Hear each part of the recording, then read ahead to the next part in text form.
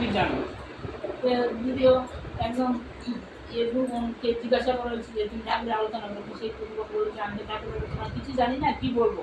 তখন সে আরেকজন বললো যে তুমি ঠাকুরের দীক্ষা নিয়ে তোমার জীবনে কি কি উন্নতি হয়েছে বা তুমি ঠাকুরকে পেয়ে কতটুকু ভালো আছো, ওইটা বললো ঠাকুরের আলোচনা হয়ে যায়। তাই আমাদের যুগে যুগে ঠাকুর অবতীর্ণ হয়ে আসে, ধর্মের যখন গ্লানি আসে, যখন কিছুই মানে থাকে না, মনুষ্যত্ব বলতে কিছু থাকে না, তখন ঠাকুর দয়া করে আমাদের মাঝে এসে নররূপে এসে জন্ম নেয়। সেই নররূপে নারায়ণ আমাদের সৌভাগ্য, আমরা ঠাকুরকে সাক্ষাৎ পেয়েছি। এবং দেওঘর গেলে আমরা ঠাকুরকে ঠাকুরের যে বড় মা ঠাকুর তারা কীরকম ছিল, তাদের আচার আচরণ আমরা আচার্যদেবের কাছ থেকে, আচার্য গৌরানীমার কাছ থেকে আমরা শিখে আসতে পারি তারা কীরকম ছিল। আমরা নিজেরা যেমনই হোক আমাদের চলচলন দেখে অনেকে শিখতে পারবে যে বড় মা বড়দা তারা বা ঠাকুর কীরকম ছিল, সেই আচরণগুলি আমরা যদিও আমরা করতে পারবো না, কিন্তু তাদের যে চলার যে ধাপগুলি সেগুলি যদি আমরা অনুসরণ করে চলি, তাহলে আমরা সবাইকে জানাতে পারবো যে ঠাকুরকে ধরে আমরা কি কেমন আছি। তো যজন যাজন ইষ্টভীতি স্বস্তিনী সদাচার এগুলি আমরা সবাই করতে পারি না, তবু ইষ্টভীতিটা যদি অন্ততপক্ষে আমাদের ধরা থাকে, তবে ঠাকুরকে আমার অনেক কিছু জানা হয় এবং ঠাকুর সম্বন্ধে আমরা অনেক কিছু জানতে পারবো। যদি এক মহিলা সে সারাদিনের শেষে মানে সে লাকড়ি বিক্রি করতো, লাকড়ি বিক্রি করে তার সংসার চলতো, এভাবে সে তার ইষ্টভীতি করার জন্য তার কোনো পয়সা করি ছিল না, সে একটা লাকড়ি প্রত্যেক দিন সে রেখে দিত ইষ্টভীতির নাম করে। ইষ্টভীতি ভোরবেলা উঠে একটা লাকড়ি দিয়ে ইষ্টভীতি করতো। এভাবে লাকড়ি দিয়ে ইষ্টভীতি করতে করতে তার মনের মধ্যে একদিন বাসনা হলো যে বড়দা যখন ত্রিপুরাতে আসলো, তখন বড়দাকে দেখার জন্য তার মনে খুব স্বাদ জন্ম নিল, কিন্তু তার কাছে এমন কোনো পয়সা করে ছিল না যে বড়দাকে কি আগরতলা গিয়ে বড়দাকে দর্শন করবে।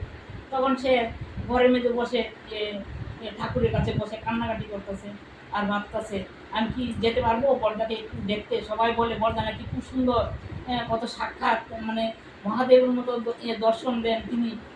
তখন তিনি ভাবে কান্নাকাটি করতেছে, এমন সময় এই আগরতলাতে যে আসতো দাদারা সাদা পোশাক পরে, বড়দাও তো তখন এসেছিলেন তাদেরকে সবাইকে নিয়ে, গুরুভাইদেরকে 5-6 জন গুরুভাইদেরকে নিয়ে বড়দা এসে তাদের বাড়িতে এসে জানালো যে তোমার ঘরে কি একটু নুন হবে। ফুল ভরিয়ে হাতে নিয়ে আসছে যে একটু নুনের মানে হঠাৎ কিন্তু একজনের বাড়িতে যাওয়া যায় না, তখন গিয়ে বললো একটু নুন দিতে। তখন সে যে ভদ্রলোক এসে বললো যে তুমি যে যাকে নুন দিতে যাবে জানো তুমি সে কে? বলে না আমি তো জানি না। তখন বড়দা সামনে তাকে এগিয়ে নিয়ে যাওয়া হলো, তখন বললো সে বড়দাকে দেখে মানে কান্নায় মানে মাটিতে পড়ে লুকে কান্না করতে লাগলো, আর ভাবলো যে আমি যাকে চেয়েছি তাকে তো সাক্ষাৎ আমার নিজের ঘরের মধ্যে পেলাম, কিন্তু আমার তো আর যেতে হলো না।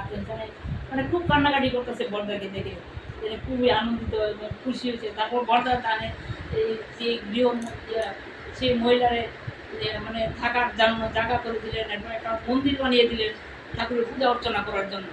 তা আমরা ইষ্টভীতির মাধ্যমেই আমরা ঠাকুরকে বুঝতে পারবো, এবং বহু হাজার হাজার ঘটনা আছে ইষ্টভীতি মানে অনেক ঘটনা আছে যে ইষ্টভীতির মধ্যে যে কী না পাওয়া যায়। আর আমরা ঠাকুরকে বিরোধী শুধু ইষ্টভীতিটাই না করতে পারি আর ঠিক কাটায় কাটায় ইষ্টভীতিটা পালন না করতে পারি, তাহলে আমাদের জীবন ব্যর্থ।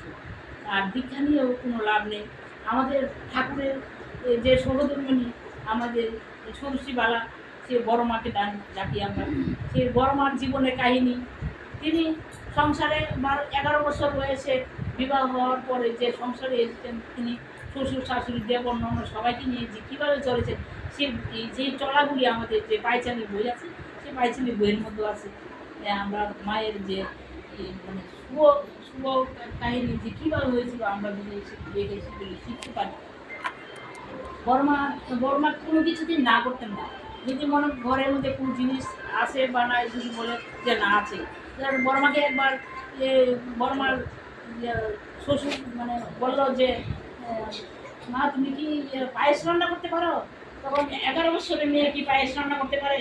এবং বড়মা তো নররূপে এসেছে, জানলেও মানে করবে না, বলে যে না আমি পারি তো পায়েস করতে। তখন বড়মা কী করলো যে পায়েসের আয়োজন দেওয়া হলো, সব কিছু আয়োজনপত্র চাল বাতাসা যা আছে সব কিছু এক লগে দিয়ে ভাতের মার যেভাবে মানে ইয়ে করে এইভাবে রান্না করছে। রান্না করার পর সবাই যখন খেতে বসলো, যে বললো যে পায়েস কেমন হয়েছে?